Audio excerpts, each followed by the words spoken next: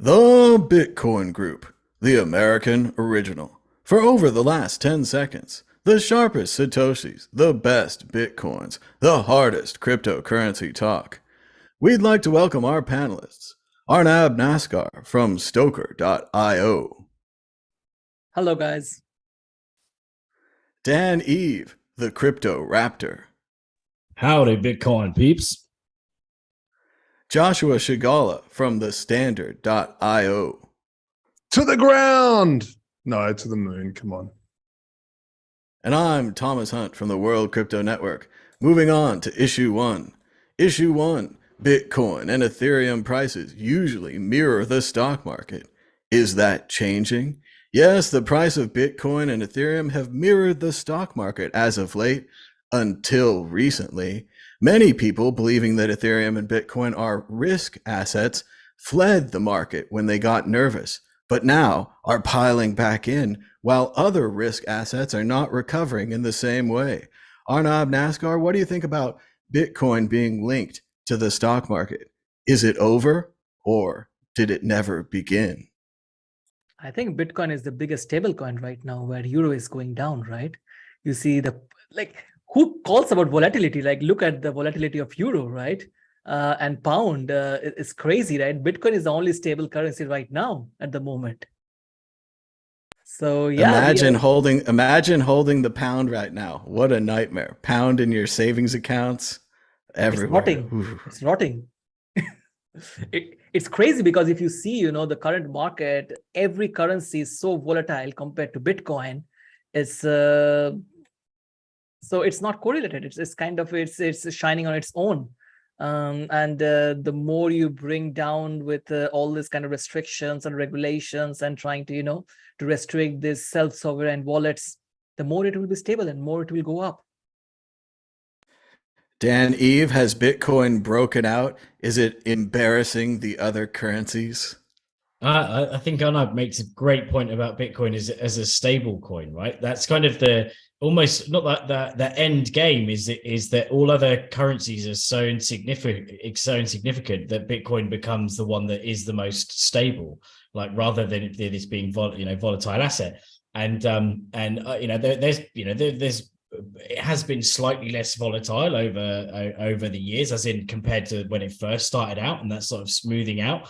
And that's possibly because of the fact that the price is just increased, it's going up compared to other fiat currencies. But everyone's been waiting for this the great decoupling event, and almost as much as they get excited for their halvenings, or because that's kind of when Bitcoin really makes it, right? When it really truly stands out as an asset that's not linked to any other market. It's completely even to fiat currencies, it stands out amongst stocks, amongst pensions, government bonds, everything. Just unlink it from everything and let Bitcoin just do its thing. So I'm all for Bitcoin, the stable coin. Joshua Shigala, is this it? Is this the great decoupling where Bitcoin breaks loose?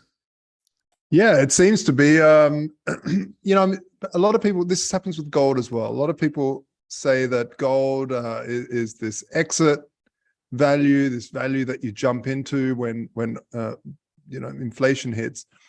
But everyone's always concerned when there is a big economic crisis or crash. Why is gold going down? I thought it was meant to be the hedge. No, but actually, in a crash or in a disturbance, a market disturbance, cash is king. And everyone gets out of every position because they need to cover all sorts of positions. And in that moment, Bitcoin sucks. But follow the thesis of a rare asset, a rare number, where you know exactly how many Bitcoin there will be in 100 years' time. You generally, you don't know that as much with gold, but you know that it's rare and it's hard to get out of the ground. And so after the fact, when everything starts to continue tanking, after the fact is where it continues going up. And I think that's where we're seeing it right now. The market's gone down enough, and now it's time for people to jump back into Bitcoin. Things in Bitcoin are getting so good, the media is starting to write articles about what will happen when it's not worth mining Bitcoin. You know, when there's no block reward in 2140. Boy, that's going to be a problem. We're going to need to get the boys down in the newsroom on that. And now, exit question time for you to predict against the Bitcoin predictor ball, the prognosticator of prognosticators. Arnab, will the price of Bitcoin be higher or lower this time next week? Bitcoin is always to the moon, right? It always goes up. But the thing is that, the question is, are we seeing, as Joshua mentioned, is it a short-term objective or it's a long-term, right? Long-term is definitely, I think there is a price appreciation possibilities in the Bitcoin, but in short-term, I think Bitcoin is resilient. This is, I think, very key, right? The Bitcoin resilience is much more resilient than even stock market assets, even British government bonds, right? Sovereign bonds, right? This is, I think, fantastic. Like, your Bitcoin as an asset class is competing with well-established government sovereign debt instruments. And this is mind-blowing. No gambling advice from Arnab. Dan Eve, higher or lower?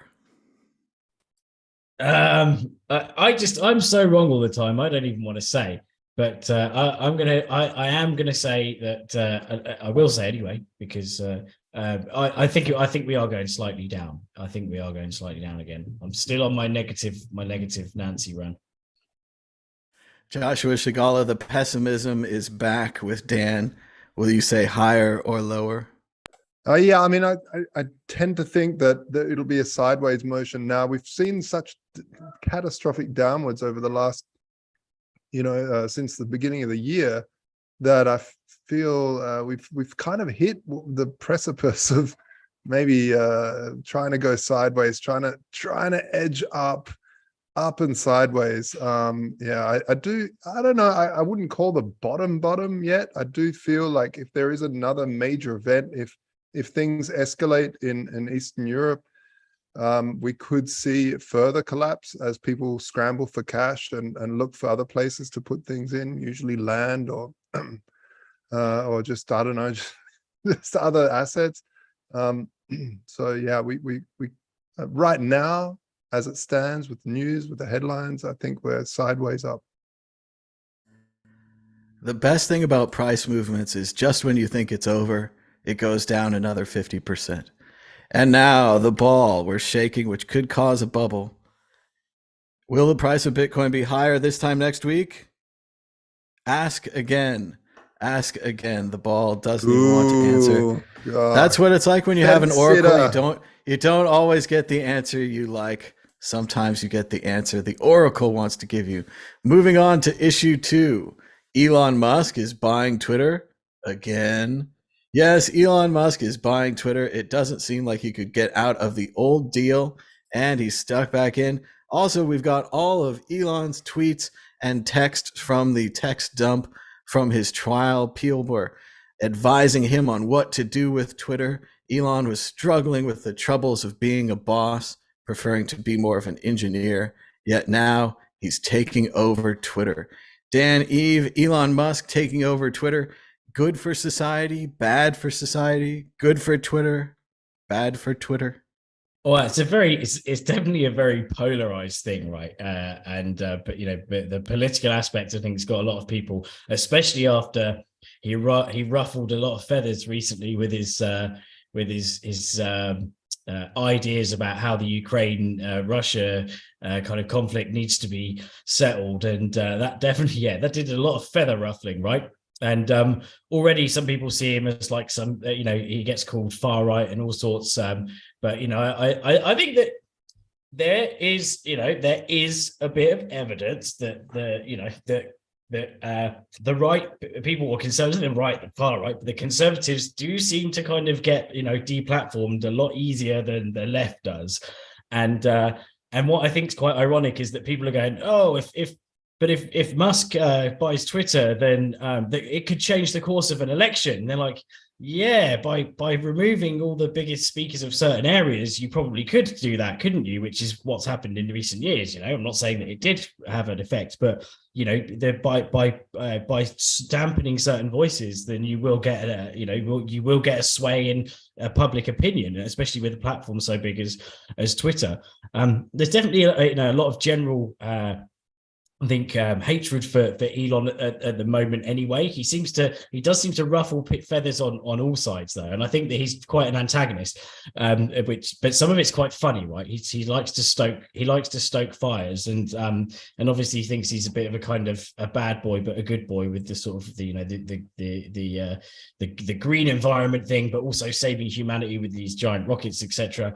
But I like the fact that some of the examples of the text and one of the articles was the controversial idea. And one of the controversial ideas, the first one they mention is an open source Twitter, but they don't give any reason why that would be controversial. I mean, for us, an open source Twitter sounds amazing, right? It's open source, like everyone supports open source work. But then they also criticize the controversial idea of using Doge to tweet, right? So paying micro amounts, which is essentially like cash, right? It's like paying for email in order to then so that you're not spamming essentially. So to pick those two as controversial ideas, I think that it kind of lends a bit to the idea that they're not really thinking about the underlying idea. They're just hating on whatever Elon Musk says. But someone in that position of power is always going to ruffle a lot of feathers. So yeah, I don't know whether it's good or bad. Ultimately, I hope it's good. I hope that it doesn't pendulum swing to the other side, and that it becomes some sort of like a crazy platform of like chaos and destruction and that. I think it just needs to reach an equilibrium, and how we get there, I don't know. And I hope that if he does buy it, then it just doesn't go all chaotic and things become a bit more fair all round, rather than just swinging one side or the other. I think Dan's reading a little bit from future advertisements for the service, a fantastic platform of chaos and destruction. The problem is, and I'm sure we're going to find this out all together as a group, but free speech doesn't get you an Athenian democracy, right? It's not Plato and Socrates having a discussion in the square. Usually it's Plato throwing shit at Socrates while Socrates is posting pictures of Plato's ex-girlfriend. Like, it goes to the lowest point as fast as it can. So the fears of an open source Twitter is probably an unregulated Twitter, read i.e. 4chan. And much of the conservative fears and we deplatform people, we really deplatform people like they're behaving more like they're in 4chan, less in the Athenian democracy. And while that's a high goal, I think we could shoot for the middle in there and have more of a discussion-based website. I fear for what Elon will do with Twitter. And I also fear what will happen when he opens up the books and uncracks things and finds out there's not a giant censorship machine. It's more of this general problem of internet sludge. Like, the sludge just rises, and you as a startup, whether you're giving out Bitcoin loans or giving out people a platform where they can say words and pictures, the sludge will get to you. So I hope Elon is ready to fight the sludge of the internet trolls and the spam and the trash. Joshua Shigala, your thoughts on Elon Musk taking over Twitter? Yeah, it's about time. I mean, he decided to buy this thing off a weird whim. I don't know what. He sort of tweeted, "Hey, what do you guys think of Twitter? This is important," or something. And then the next week he's like, "Yeah, okay, fuck it, I'll buy it." And then that's always how you want your executives to make their decisions, to like throw them out on the side. Hey, should we get some Disney stock this week? What do you think?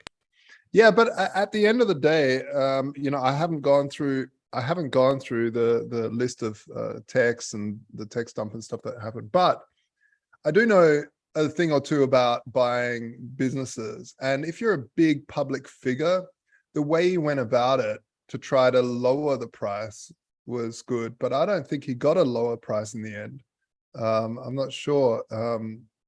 What do you guys remember what he originally offered? Was it 54 cents per share? It seems that this is still the original deal. And part of the problem was when he pulled back and claimed that there were too many bots or whatever his reason was, legally he didn't have a way to pull back. The contract was already rolling, the thing was rolling. So this is more like he's still buying Twitter, and I'm not sure it really went away. Oh, right. Because generally what you want to do is, and this is typical modus operandi of a VC, and actually for anyone raising money as a startup, be wary of this, because what will happen is the VC will tear you to shreds, and that's their whole point, because they want to lower the valuation. And so you have to steadfast, not listen to that nonsense and go, no, my product isn't that, and have comebacks, or just simply believe it. And this is kind of what he was doing. He's putting his VC hat on and slagging the shit out of Twitter to try and lower the valuation to then come back in with a new price. Hence, it didn't really work contractually. It seems that it didn't work, but that's kind of what it felt like, is destroy it in the public square and then come in and snack on it.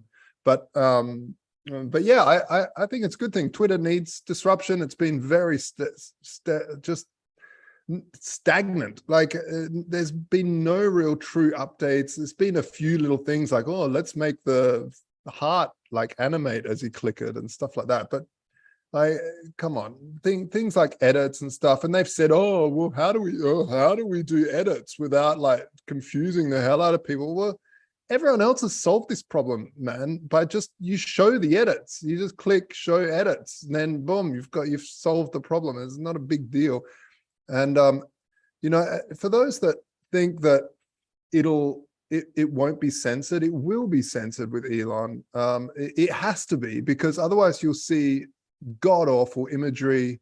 You'll see the worst of humanity. I mean, you can't just have, this is why you got these poor souls that go through and check what people are uploading to see like heads being cut off and real murders and child just awful stuff that you never want to see. So there's always a place for censorship. It's just how do you define that line, where to go? And it is really, for me, in my personal opinion on this, is it's to pick on political to sort of skew your motivations to ban certain things on political talk, or even on discussions of, let's say, vaccine hesitancy and stuff like that. I think it's a really, really bad move, because it stops the conversation. And if your conversation is true, then you should be able to back that up. And by just sort of banning stuff outright, first of all, you're not really stopping the conversation. Those people tend to go somewhere else and then get stuck in a silo, and then strengthen their opinion rather than having an open dialogue with two opposing opinions, which is extraordinarily important.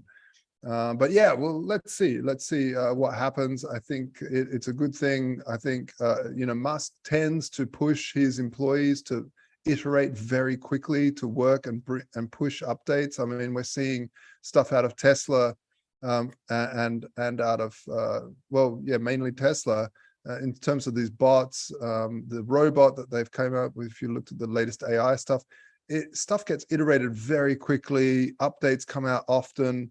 That's very different to Twitter. I don't know what all their employees are doing, to be honest. I don't get it. So yeah, I'm looking forward to it. It's interesting that Twitter is kind of a news site, part of a debate website, but at the same time, like Josh is saying, we want to try to find a way to have a positive debate, to have a constructive conversation. So many times it falls down into name calling and just personal attacks.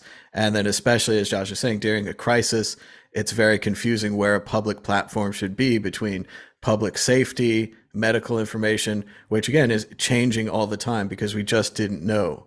The virus information was coming in day at a time, just like any other scientific or historical project, and we just have to deal with that. But sadly, when Elon Musk was attacking Twitter, he was using Twitter to attack Twitter, so it never looked good in the interim there. I don't think he got the price down at all. Arnab, your thoughts on Elon taking over Twitter? Yes, I think Dan and Joshua highlighted as like almost all the relevant points, right? So let me give you some very crazy ideas on the table, right? So I have a conspiracy theory here, right? And this is the conspiracy theory.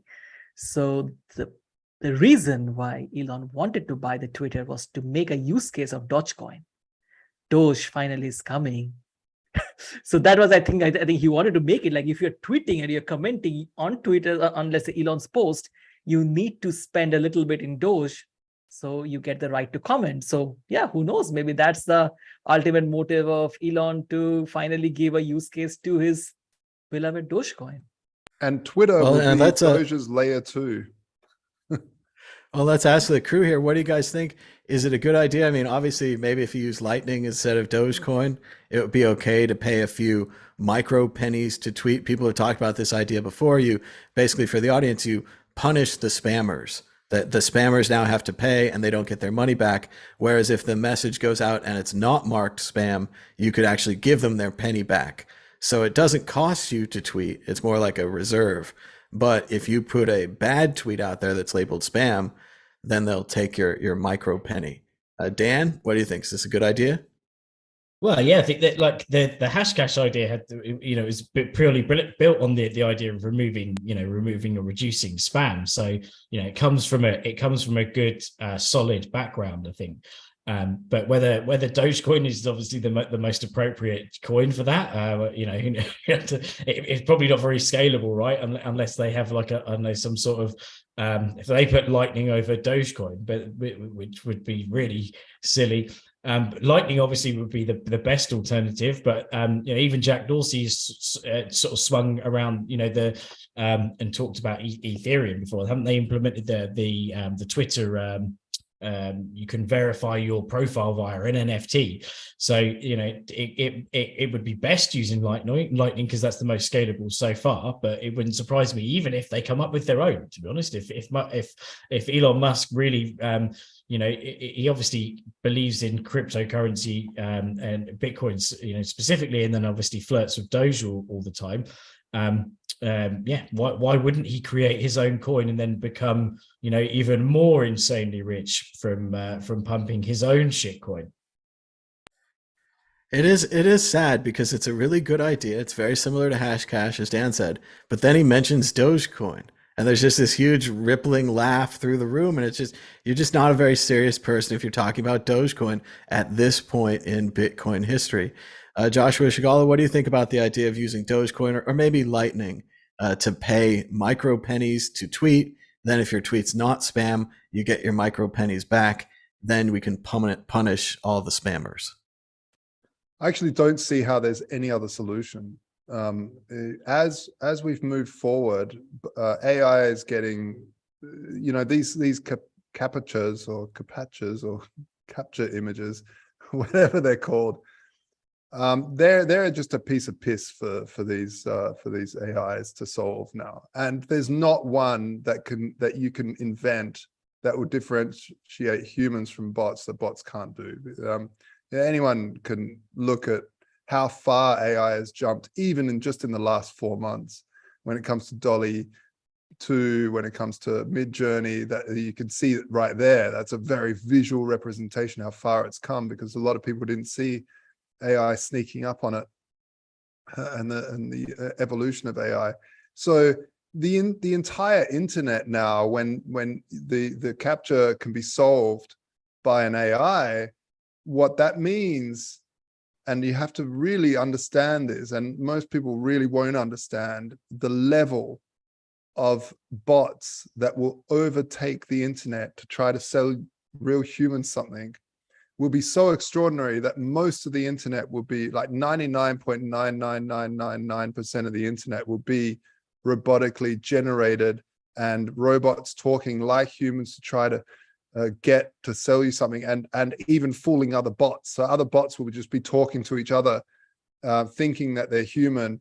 And so it's just be a barrage of info about from bots. So the only way to deal with that, and this isn't even a proper solution, because the only way to really deal with that is to try to, pay for every post that you do. Now, what will generally happen is that bots will then need to enter the economy, and we in the Bitcoin space has talked about this a long time, that bots can't have a bank account. So robots will work with crypto.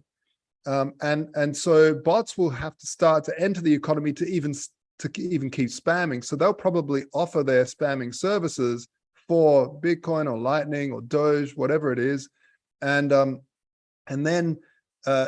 then get paid in that to then also bypass that as a security measure, because now they're getting paid, they're paying too, so they enter the economy, and now you've got a vastly larger economy using crypto. So that's even more of a bullish use case for Bitcoin, because now you don't only have all the millions of people, you have the billions of bots also vying for the 21 million coins.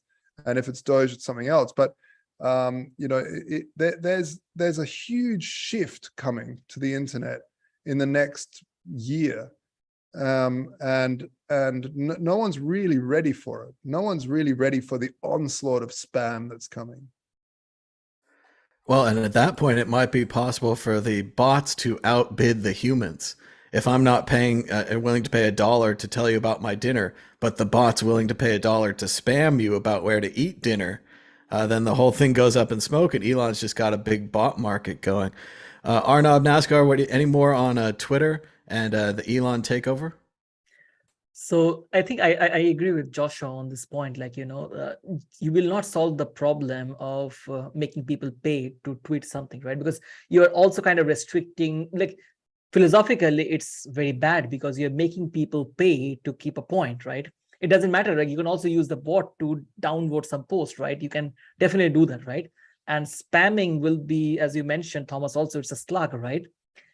It will grow. It will not decrease. You cannot say you can make it completely open. It's a utopian thought which you're trying to sell when you're raising capital from a VC fund, but that's not reality, right? The reality is different. And I totally agree, you know, when you are shit posting, you should pay in shit coins, right?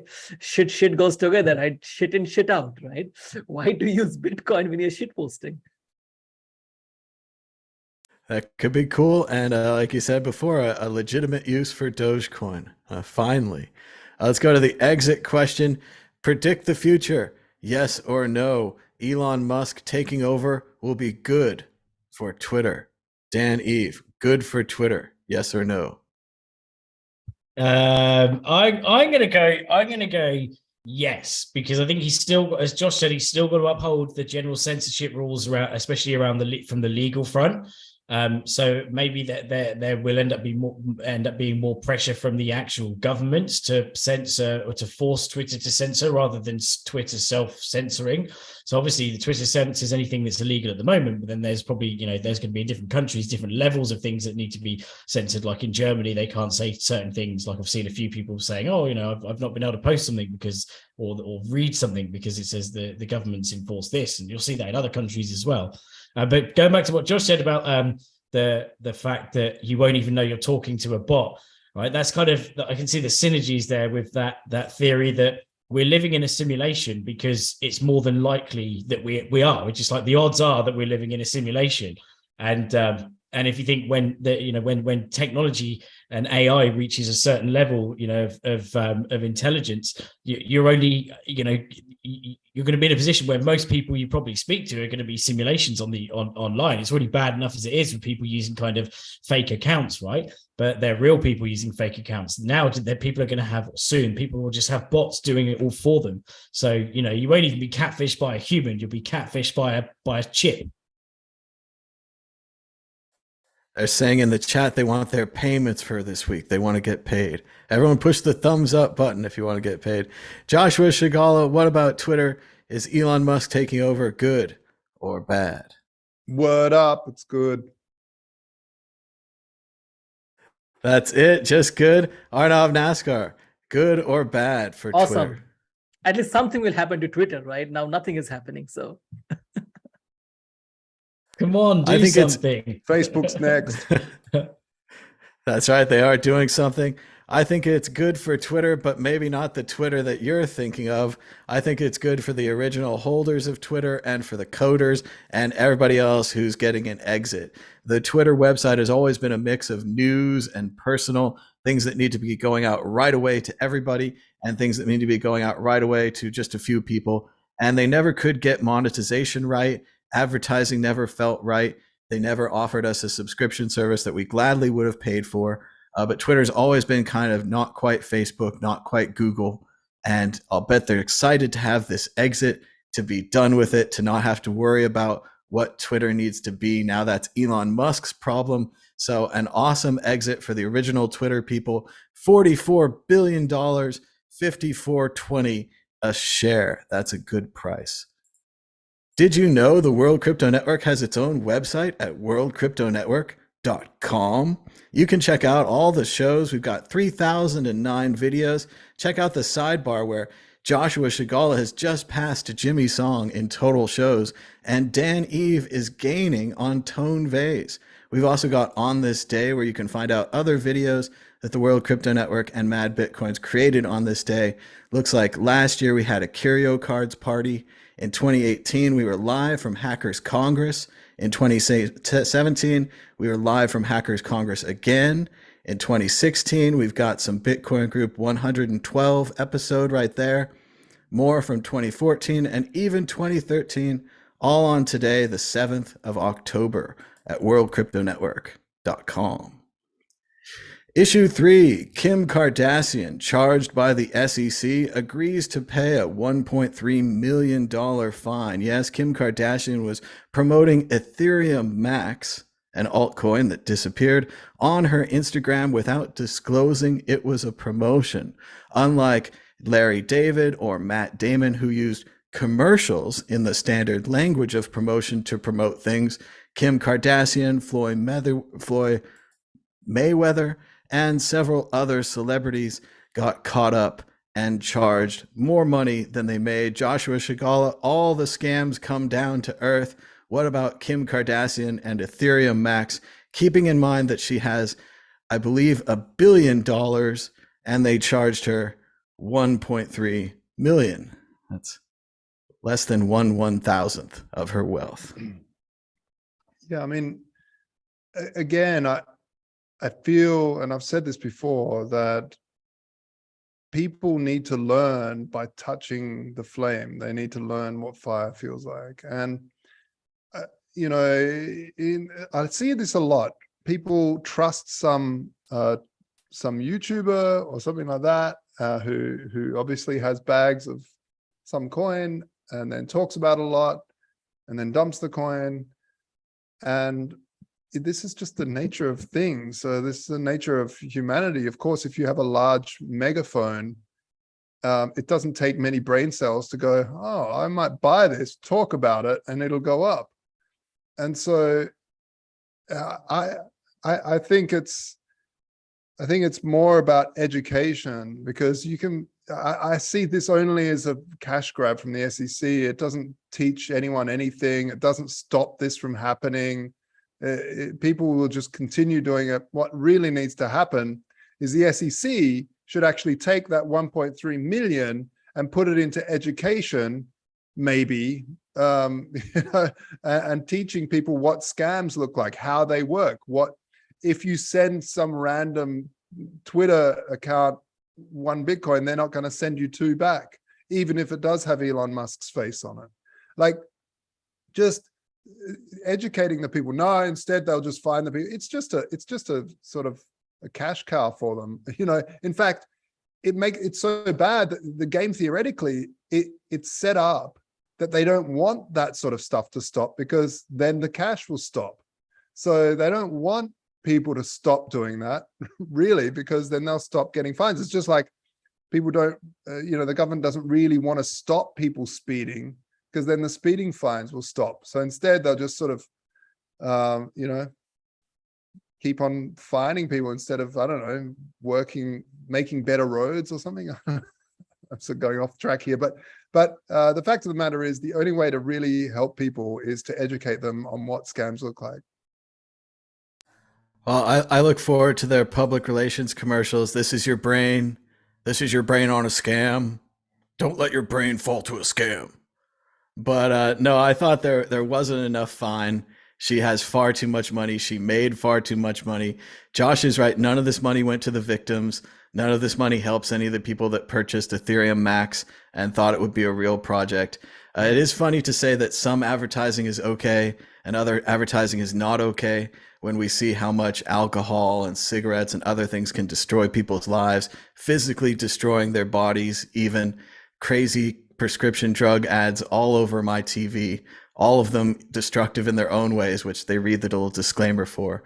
So it is interesting. Some advertising is good, some advertising is bad, but and once again, they're just far too late. The sheriffs came in, all the cows are gone, everyone's made their money. Arnab NASCAR, what do you think of Kim Kardashian facing the ultimate $1.3 million fine? It's a joke. Fucking joke. Come on, like this lady has crazy amount of money, and you're like, as Joshua mentioned, it's just a joke. It should not be news also, to be very frank, right? I don't think it's a penny that she got from her last divorce, right? It's nothing. It's just a mockery, right? It's a mockery. She made more money, and who knows, how much she actually got from weird shit coins also, which she sold with Ether or something like that. Nobody knows it. And I think this kind of stuff should be stopped. I think SEC is making fun of all this kind of scams. So it's kind of an exit opportunity for a lot of scammers for me. It's nothing more than that. And are they really teaching Kim not to do this next time? Or are they teaching her not to get caught next time? Next time you need to do a better job. You need to get more money under the table. You need to use Monero, whatever it is. They're training better scammers, I feel. No, I think it's much better. Like, you are giving them a price of scamming, right? So you should know you should not scam of 10,000 to people. You should scam of something around $1 billion. Then you pay around 10% of it and then leave. So till you are making money out 90%, right? That makes it legitimate, right? And still, so many other crypto scammers are out there not even paying a parsley million. Dan, Eve, what about Kim Kardashian? Once she broke the internet, now she's breaking fines. Well, I definitely. Well, first of all, Ethereum Max. Like that just makes me feel. It makes me like vomit in my mouth while just thinking about it. What if we put a plus on there? Pluses are very popular. Ethereum Max Ethereum Plus. Max Plus. Also, she did. In fairness, right? In fairness, she did in this tweet, well, series of tweets. She did put #ad, right? So she kind of like, I think they kind of almost got her on a gotcha there, right? In fairness, and 1.3. I'm no Kim Kardashian fan by any stretch. I can't watch the program when it's on in the background. The girlfriend watches it. It's just like, it's sickening. It's just boring, right? Not sickening, but just boring. But come on, I think 1.3 million. I think it was the biggest fine so far. It's more than Mayweather and the others got fined by a very significant amount. And I think having the #ad in there, I do think it's a bit overkill, but but at the same time, it's significant compared to our overall wealth of $1.7 billion. Like they've said, it's only $100 fine now. So compared to what the average person would have had in terms of the average household. So if you're saying like, what she did had such a massive impact that if it was a normal person, they'd be fined $100. Like, most people would laugh at $100, in fairness. So even though it's 1.3 million, it's a lot. If they're really saying it's as bad as they think they're saying it is, then it should have been more than 1.3 million, simple as. But what I think was quite funny was that a few of Gensler's comments. So the fact that he said the investing public shouldn't confuse the skills of celebrities with the very different skills needed to offer appropriate investment advice. Now, like, they don't have any skills when it comes to investment advice. They're just literally being paid by someone to shill it. So that's one thing that's definitely very true, is that these people don't care that it's going to go up or down. They care that they're getting 300K for shilling something. The fact that she as part of the deal, the fine, she promised not to shill anything for 3 years. So Kim Kardashian, at least we're safe now for 3 years. She's not going to be shilling any shit coins for another 3 years. But some of the other hashtag she put on there was disrupt history. Disrupt history with Ethereum Max Plus. Oh, the whole thing just makes you want to curl up and cry. But going back to Josh's point, I think that what it really is, is sad, is that this money isn't like everything. Every time a fine happens, it would be great if they were like, it's like a donation to charity. They were like, with this 1.3 million, 300,000 went into education. 500,000 went into this. 500,000 went into that. but it doesn't. It just gets cycled into the system, and it becomes this giant money churning thing that doesn't really have any value other than stifling industries. And sort of just, trying to create court cases. It's basically that 1.3 million is almost certainly going to just go to lawyers in other court cases trying to try their luck on other things that they think are dodgy, that the SEC says is dodgy, and trying to, it's basically a gambling machine for the SEC. They want to put their money in. They think what their odds of winning are, and they may win, they may lose. If they win, they get more money. If they lose, they pay some legal fees, but the legal fees were paid by a previous person they sued anyway.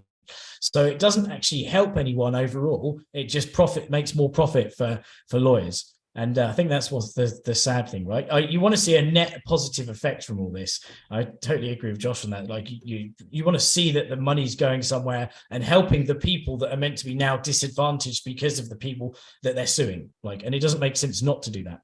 Yeah, and not only that. I mean, when we had John McAfee shilling his stuff, everyone knew what was happening. Generally, if you had a half a head on, come on, you couldn't. It was like unfortunately, Josh.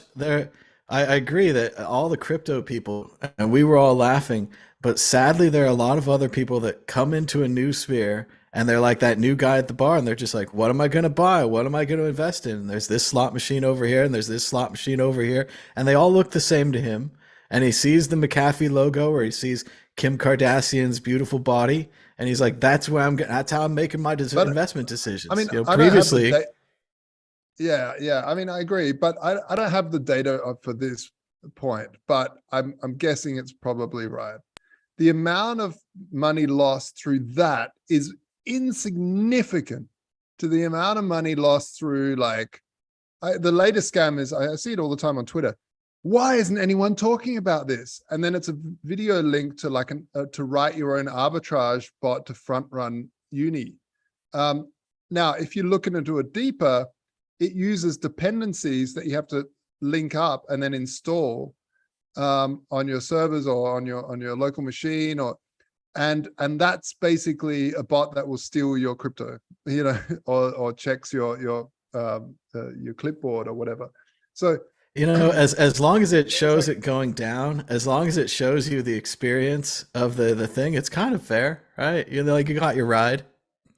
You just never were going to win. There's so many scams. The SEC is picking on one tiny little scam, which is famous people talking about something and not disclosing. And she even said #ad.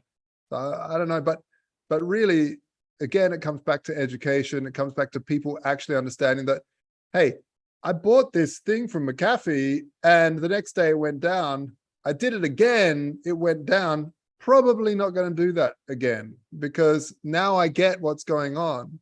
And I'm going to tell my friends not to do that. And, this is how it works. The state constantly shielding people is only harmful in the long run. I see, if they're not using that money to educate. And I don't know. That's just it does seem like all roads lead back to critical thinking and understanding propaganda or advertising. And if we teach the people enough critical thinking, then they'll understand the propaganda and the advertising, which would be good for avoiding scams, but bad for all the work we have to do with the propaganda and the advertising. So it's almost as if we keep people ignorant. We defy that most things need research, most things need thought. You don't get anything for easy, like Josh was saying, the Elon Musks or the Ethereum or whatever. Send us your 1 Bitcoin and we'll send you 2 back. It sounds too good to be true. It probably is. But if you were fired up and you were in the right mindset and you were watching the video and you're getting excited about Bitcoin and you think, sure, Elon or Bill Gates or whoever it is has lots of money, they'll send me, double. You could do it and you could fall to this kind of thing. So it really is education and critical thinking. And what you were saying, the last bit of what you were saying, Josh, it reminds me of a famous saying by someone who said, there's an old saying in Tennessee. I don't know, it's in Texas, probably in Tennessee, that says, "Fool me once, shame on you. Fool me, you can't get fooled again." I think his name was George W. Bush. George W. Classic moments in history. I'm going to throw a shoe at you now. Yeah. A classic. We've got to make the pie higher. But let's move on to the next issue. Issue 5. Celsius disclosed names and transaction history of all users during bankruptcy. Any wallet that interacted with Celsius is now publicly linked to your government ID. The court had a choice. They could have made this information public, or they could have whited it out and redacted it. They chose to make it public. So once again, if you interacted with the Celsius exchange, if you put your information in there, your information is now in a court document. Many people saying that their Bitcoin or Ethereum wallets could now be exposed, leading them to harassment and perhaps even theft and violence. Arnab, what do you think about Celsius and moreover the court disclosing this information? Yes, I think the drama that is happening with Celsius in the last, I would say, couple of weeks, which is painful for a lot of people in the industry, in the current market. A lot of people have lost. And Celsius was definitely, the market, like Alex is a marketing machine, right? He was definitely as a marketing genius, and he caught all these big players thinking, Celsius is a safe space to put their money in. But somehow, all this party works perfectly fine when the party light is going on and the music is on, right? The moment you turn off the music, then you will really know what is the real sound behind it, right? And now we are all seeing, right? Everybody is holding bag full of shit coins, and some anchor protocol promised them some 20% return, which never happened. And then some Three Arrow Capital promised them to the moon and to the Mars, and now they cannot even pay for their yacht, right? And then you are holding bag of nothing, right? And then the only thing that can save you of Celsius is that classic age-old Bitcoin and the Bitcoin mining thing, which can only sell because other assets cannot bail them out.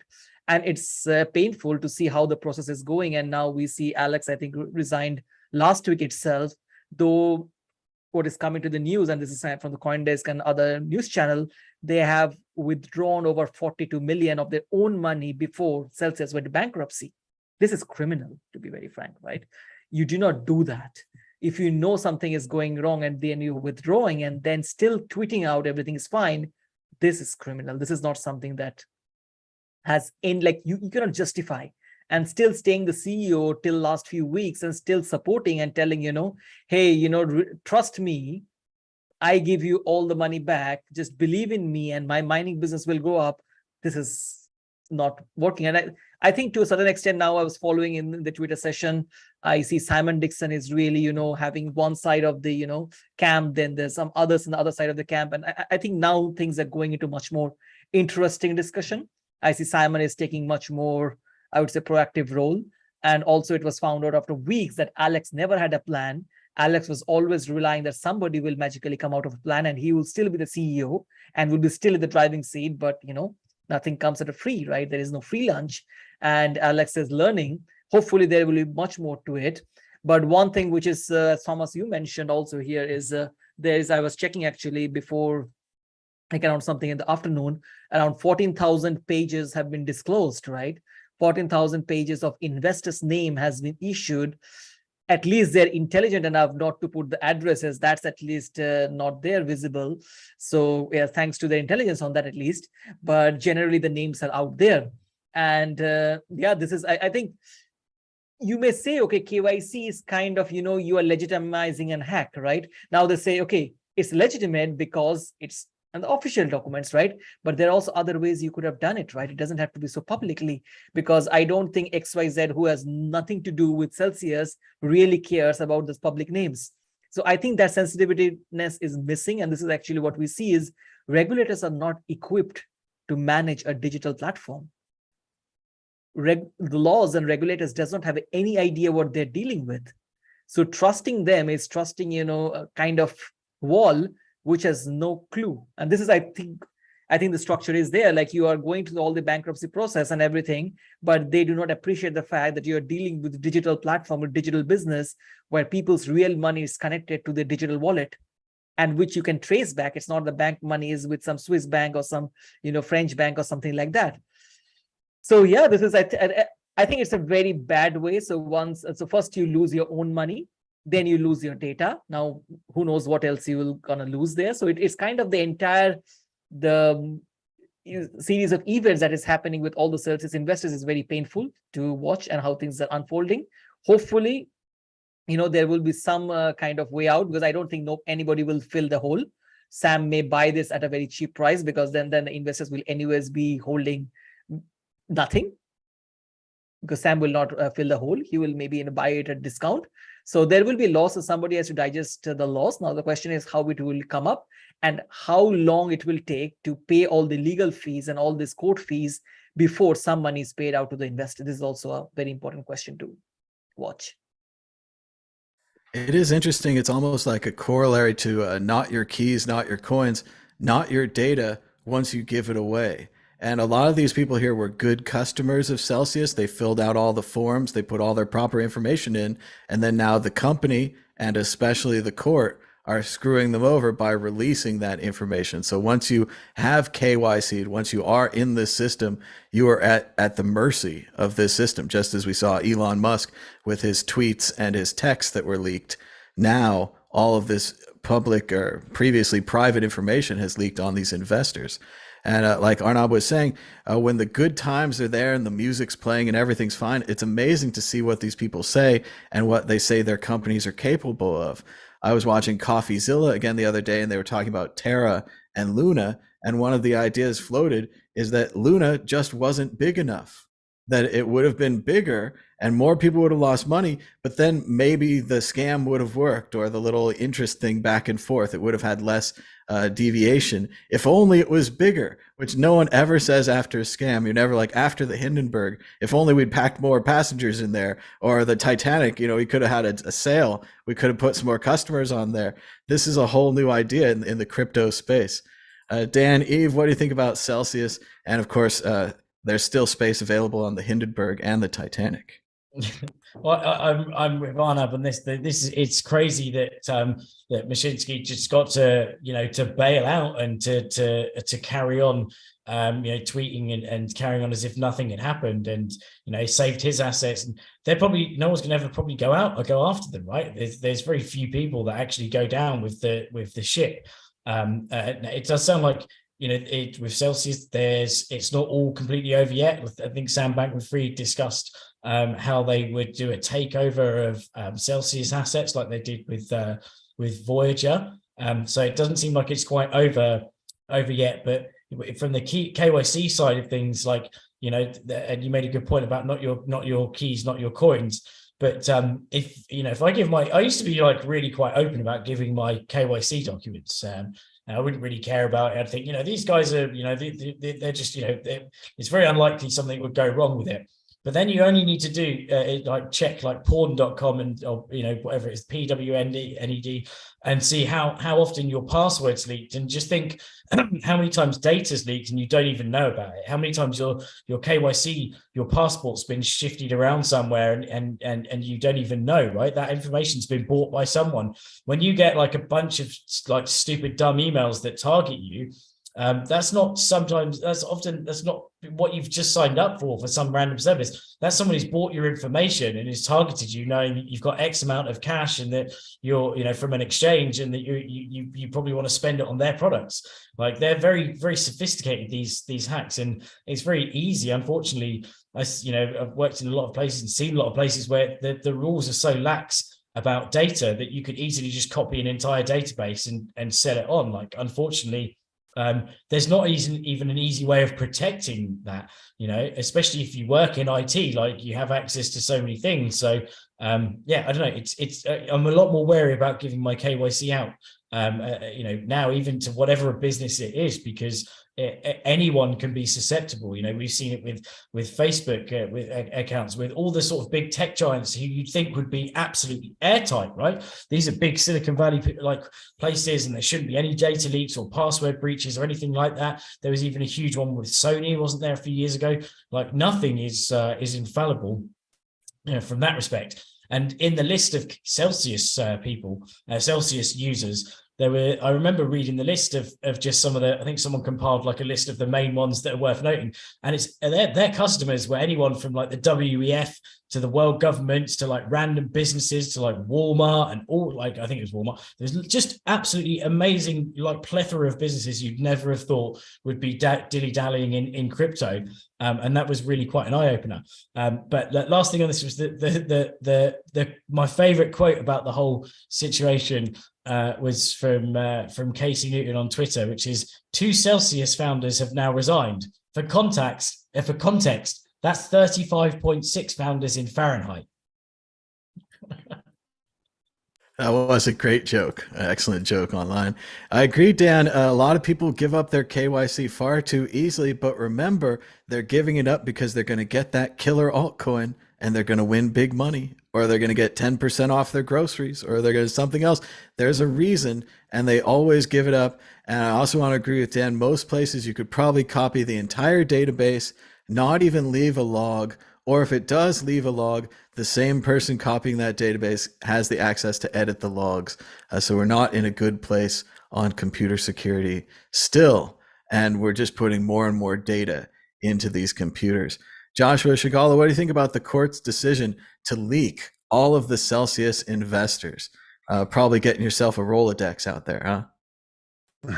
I mean, I think it's an abomination.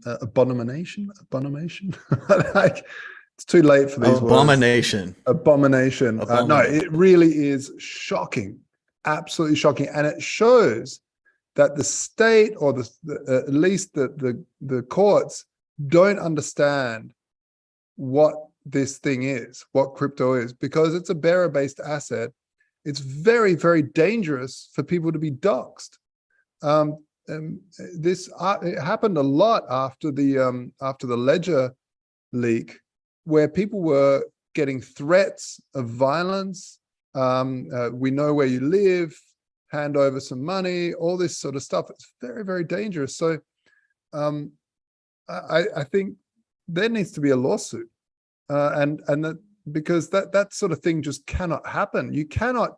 These poor people lost all their money, and now they get this punishment as well.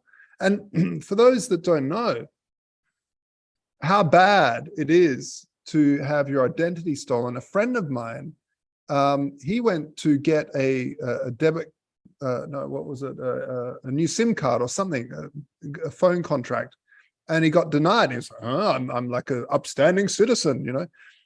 And it turns out his identity had been stolen by some leak or some hack from some KYC thing that then got leaked. The attackers used the identity to open bank accounts, take loans out in his name, and of course didn't pay it back. He got a black mark. This was years and years ago, guys. And he worked for, I don't know, like 6 years trying to get that black mark off of his name, off his credit score. 6 years. And then what happened? And this is not funny, but it's just nuts. It was like a year later, it happened to him again, because his identity was already out there. His identity was already floating around everywhere. So once it's gone, it's gone. Once this here is gone, your biometrics are out there and all the data to it is gone, then it's pretty much hard to claw back. And this is why I've been a big proponent for building new systems where you build an avatar online and you give reputation to that, and if that gets and this would be through a private key that you can then turn off if it gets like if it somehow gets compromised. But the way that we're doing it right now with biometrics and holding things across your face, and again, this goes back to a point I said before, with bots and AI getting better and better, it's only a matter of time until deep fakes can pretend to be anybody and open accounts. So something does need to be done with KYC. I think it's absolutely atrocious that the court released this data. You know, what the hell are they thinking? is sick. It should be a suable offense, and I'm really shocked, and I'm you know, I back Simon Dixon in everything he's doing there. I thought you know, I don't know why anyone was putting money into Celsius in the first place. I looked at it and I was like, why would you let a third party, why would you let Wall Street degens play with DeFi degens with your money? Doesn't make sense. But anyway, I hope they get, I hope someone takes them to court about that. I'm sure it's all going to work out. That's awful. He had to wait 6 years to get his identity back. I think Terra Luna Do Kwon, they gave him a second chance to make Luna 2 in like 6 days, and they lost all that money too. So it is very bad out there. We're going to have to move on. Luna We're running 3 is out going of to be time. awesome though. That's what they need. They just need the third time. They weren't ready the first two. But we're moving on to issue 5. European Union announces new sanctions against Russia, including a ban on all Russian Bitcoin wallets. Yes, they're actually trying to sanction the Bitcoin now. We're running a bit out of time. Arnab, will they be successful in stopping the flow of Bitcoin out of Russia? How? First It question. seems they're going. How? It seems like they're doing a personal approach. They're going more user by user. And maybe if you're a Russian oligarch, they won't let you send. But if you're just a normal Russian person, maybe you could send a couple $100. It does seem difficult. They could not stop Wirecard circling billions and billions of money after even getting, I don't know, like you have heard about this interesting German company, Wirecard, which is a publicly listed company that had the same vision as Luna, that if they buy Deutsche Bank, they can actually close all their balance sheet problems, right? But, it doesn't happen, right? Sometimes, you have to realize that, the smaller scam cannot eat a bigger scam and then became, a legitimate business, right? This is a problem. And yeah, this is, I think, to be very frank, sometimes all the sanctions is a good tool, overused for years. Now, literally, they don't have anything. So they have to publish something. So tomorrow they will, sanction Russian poop coming to the water, and something they will do in that regard. But I don't know how they will stop it. The same way as the Bitcoin, like it's crazy, there's like people are paying high amount of salaries in the European commissions and parliaments and those things, and still the thing, like they can do it. Now, earlier they said, okay, within 10,000 USD, Euro, Bitcoin, blah, blah, blah stuff, so you can transact. Now you cannot transact anything. But how can you enforce? You're like literally you are encouraging people to create a parallel economy, and that's what will happen. There will be a parallel Bitcoin economy which will never come to centralized exchange, never will go through chain analysis process, and never will go through any kind of transactions. And this is what I think the movement towards the de-dollarization, as we're talking about, right? You are legitimately encouraging for creating alternative currency in the world, and more alternative currencies will be created as more and more sanction craziness will come. It does seem like a real Streisand moment for cryptocurrencies beating sanctions, and it, of course, reminds me of that classic line from Star Wars: "The more you tighten your grip, the more star systems will slip through your fingers." Dan, Eve, what about this harsh approach to Russian Bitcoin sanctions? Well, I mean, initially they did say that we're not going to sanction the Russian people. We're just sanctioning the oligarchs and but now dropping it from 10,000 euros to everyone. It's like, they're obviously, changing it now. Obviously the ball game's changed in terms of how the war or the strategic operation has played out. But yeah, this is it's just going to be a game of technological cat and mouse that they're never going to win, because even if it's like, if you pick Bitcoin specifically, then people can use mixers to then buy wrapped Bitcoin on another chain and then disappear altogether.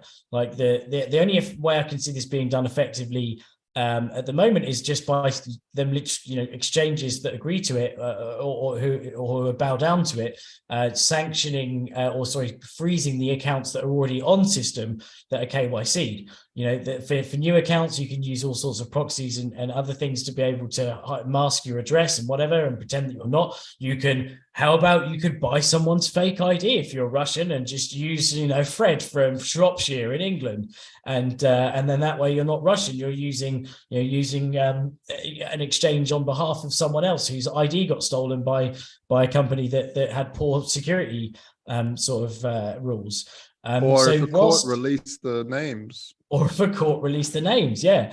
So it's, there's plenty of ways they can sidskirt it, and I just think the people that are most likely to be able to avoid it are the rich anyway. So effectively, you're penalizing the smaller fish, which is the worst thing to do, because the rich have far more options to them around, unless they're super duper rich and they're already on some sort of crazy list. The rich have got far more options and around being able to scoot their money here, there, and everywhere, and advisors and stuff like that they can use. Whereas the average Joe or the average, I'm trying to think of an average Russian name, doesn't have that to their access. So you're penalizing the people that may not necessarily be the actual root cause of the problem. So I don't know. I think it's just a game that you're never going to lose, right? Crypto was built to be government resilient, and although exchanges can be involved and you can tighten the reins on exchanges, then there's other cryptocurrencies you can screw into to kind of temporarily hold your Bitcoin whilst it being on another chain, whilst you evade the authorities in some way. And I'm not saying it's a tool that can be used for that way. It's just like saying, well, when cars are around, you could use a car to drive away from bad trouble. But that happens that's trouble that's after you in a bad way or a good way, right? The fact is that it's just an everlasting technological cat and mouse game. So I don't really think it's lowering the amount is going to have the effect that they think it's going to have. It does seem like limiting transaction, whether it's a cap like a $10,000 transaction limit or $1,000 per transaction limit, is just going to lead to people getting more accounts and to working their way around that, which, as Dan said, pretty soon you are punishing the small person, because $1,000 $10 transactions is still a lot of money. It's still 10 grand. They're getting around it. Joshua Scala, your thoughts on this? Well, yeah, it's kind of like the European Union now bans Russians from doing math. It's a weird thing to say, but also it seems to me like a little bit of a dress rehearsal for trying to ban crypto in general, to see how far they can squeeze the on and off ramps, so I think what they don't really understand is that the on and off ramps are just stage one of rollout of crypto.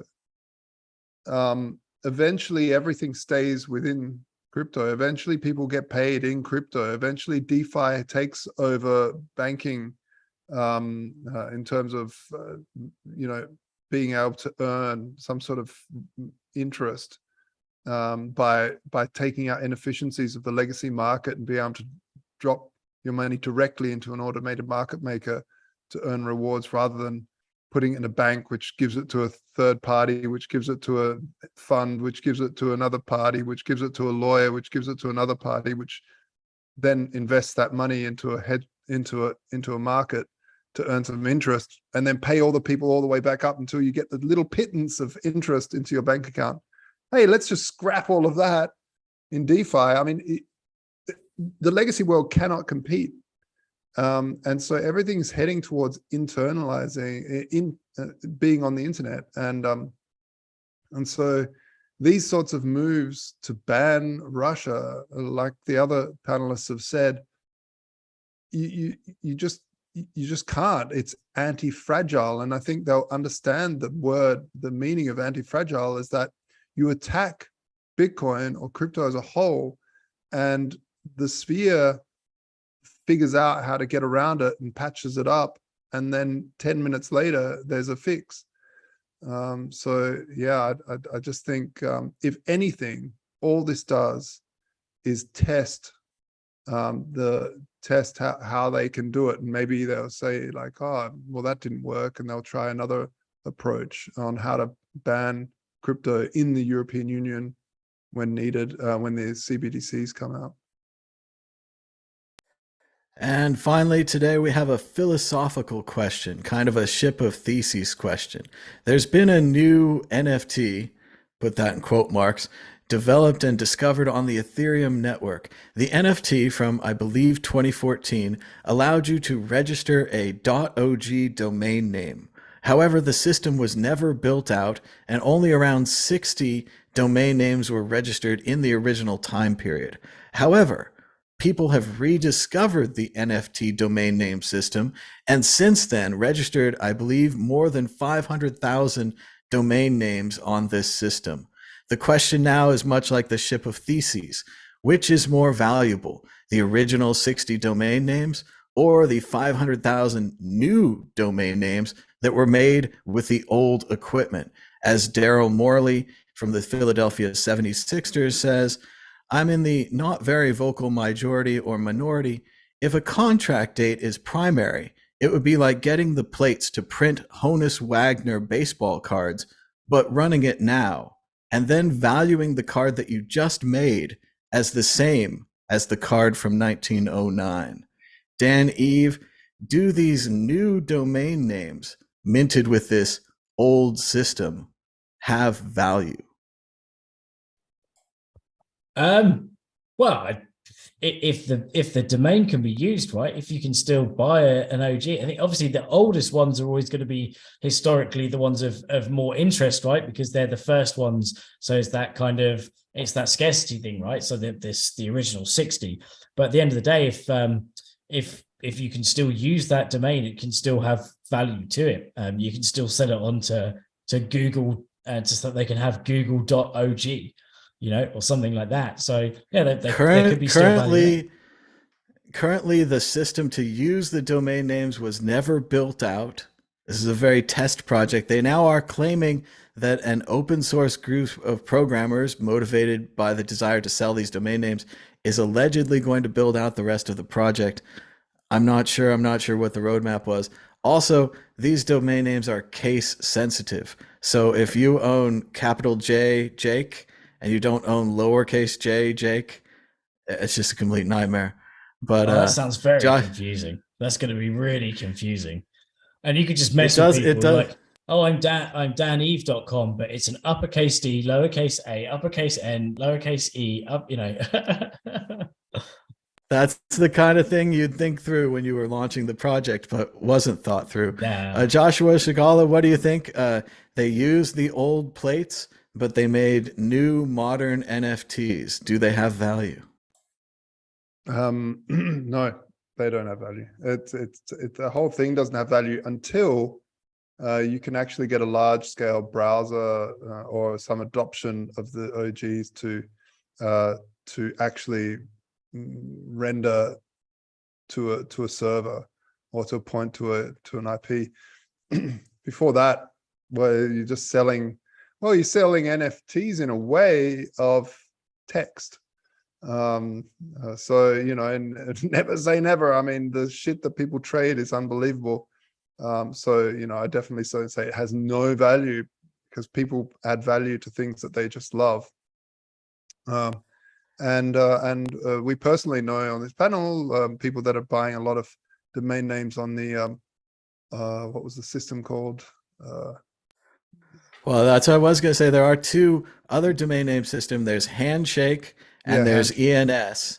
Yeah. Handshake is trying to be a full domain system. They have a copy of Bitcoin. They have their own technology stack, and they are a company. ENS allows you to send money to a wallet with a name like Vitalik.eth. You could send him $1.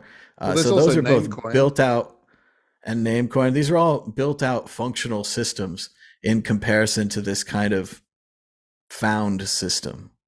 Yeah, it seems to me like a quick cash grab on on the back of, hey, this is an early NFT project.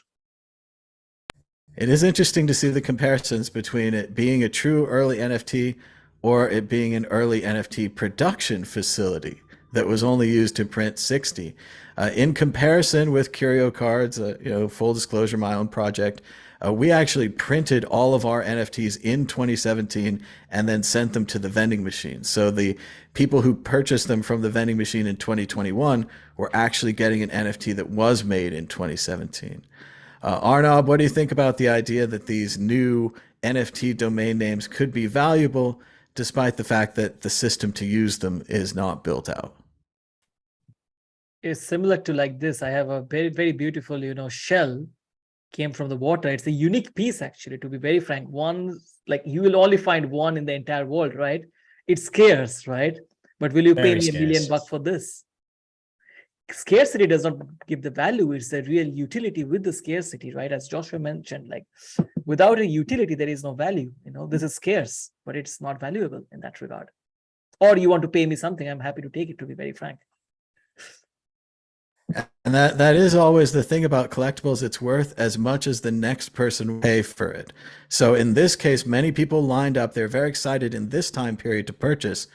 But I worry if they think ahead a little, 6 months from now, a year from now, 2 years from now, will there be anyone to purchase their domain names that are case sensitive and currently non-functional? I think it's a fascinating debate, a fascinating discussion. Everyone has the value and the right to their own opinion. If you're crazy about these things, good for you. If you took a pass, that's fine as well. But we just want to discuss it as a philosophical idea. Let us know in the comments or the chat down below. Also, we forgot to tell you to push like a bunch of times today. So just pretend we said push like a dozen times and you're like, they broke me down by saying it a dozen times and now I'm pushing it. So let's go to the end of the show. Arnab, are you ready with a prediction or a story of the week? Go ahead. I think Biden today told about the nuclear situation, right? We are kind of in a crisis, which is first time after the Cuban Missile Crisis, right? So maybe the next week we'll hear something from Elon again. Hey, why not buy some nuclear warheads instead of buying Twitter? Yeah, it would be good if only he could purchase all the warheads at once. Dan, Eve, prediction or story of the week? Go ahead. Yeah, I heard that instead of buying Twitter for 54 billion, why doesn't he buy everyone a nuclear warhead instead, right? Surely that would end well. So my prediction or a story of the week, as usual, I'm tremendously prepared, and I am going to predict the future, and the future I predict will be that I think Musk will change his mind again. I reckon he'll try a U-turn. I reckon he will try not to buy Twitter for some reason. He'll pick some idea out of the sky, and it might just be to mess people around, or just to kind of, I don't know, just to toy with everyone. But that'll be my little teeny prediction. I look forward to the future where Elon Musk says he's buying Pizza Hut, but then he says, "Oh, I just meant for dinner." Oh, you guys just don't get it. Joshua Shigala, prediction or story of the week? Go ahead.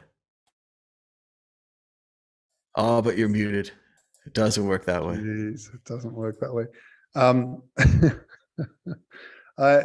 The story of the week is we finally got DAO tooling set up on the standard.io. So now we are outsourcing a lot more work using dwork.xyz, which is really cool because now the community can start picking up bounties and working for the standard.io on the protocol, which I really love, and other community members pay for those bounties as well as the core team, and so there's some really cool stuff happening there. That's really exciting. So go check out the standard.io and help out.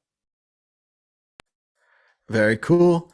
And we're running out of time. Thanks so much to everybody for joining us. Thanks to Arnab for being our guest. And until next time, bye bye.